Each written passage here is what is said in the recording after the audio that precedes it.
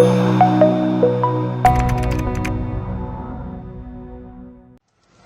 الرجال؟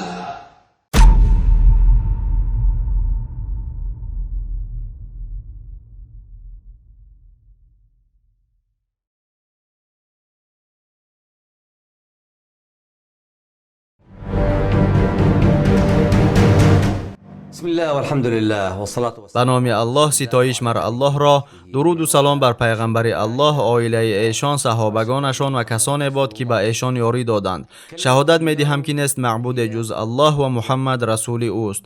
امروز من به شما آیید کلام نوی به پایان الله و آن هم باشد کلمه فرما سخن می کنم. الله تبارک و تعالی در قرآن می گوید: ای پسرکم، نماز را برپا دار، به نیکی فرما و از منکر باز دار و بر هر چی که بر تو رسد صبر کن. البته این از کارهایی است که در آن باید قطعیت را اظهار نمایی. امام طبری الله او را رحمت کند گفته است: به نیکی فرما یعنی آدمان را به اطاعت الله و پیروی به فرمانهای او فرما.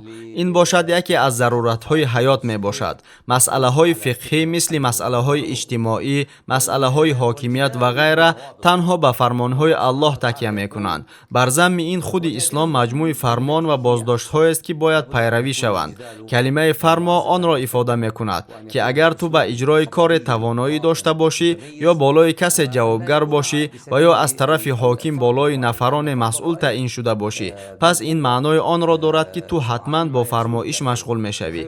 پس تو باید درس های مفید آموزی، باید دانی محض چی را فرمان دهی. چنانکه شیخ سعدی در تفسیرش می گوید: به نیکی فرمودن در خود مسئولیت دانستن چیزی را که به آن می فرمایی در بر می گیرد. یعنی تو را وظیفه دار می سازد که چیزهای معروف را بدانی تا امکانی به معروف فرمودن برایت فراهم گردد. مانند این از منکر بازداشتن دانستن منکرات را حتمی می گرداند. این دانش در نوبت خود تنها از راه تعلیم، خیرخواهی و طاقت مناسب به دست می آید. زیرا باید به نظر گرفت که فرمایش گاه برد کردن اجرایش آن و بهانه ها دچار می گردد که باعث به وجود آمدن مشکلات می شود. از این رو به نیکی فرموده در عین وقت در روبروی مشکلات پرطاقت باید شد تا که نیکی و منفعت های آدمان، جامعه و حاکم عملی گردند. از اینجاست که کلمه فرما به عمل های تعلق دارد که دائما باید در یاد داشت. اینچنین باید دین الله را آموزیم تا طبق سخنان زیرین الله سبحانه و تعالی به نیکی فرموده توانیم.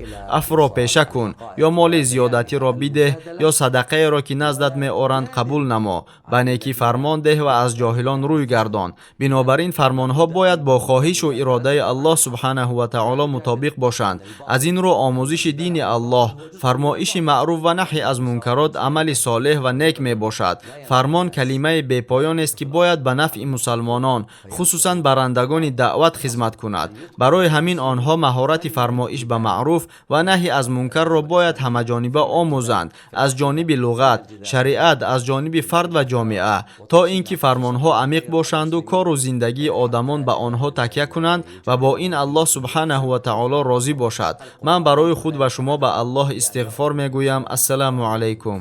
استغفر الله لي ولكم والسلام عليكم.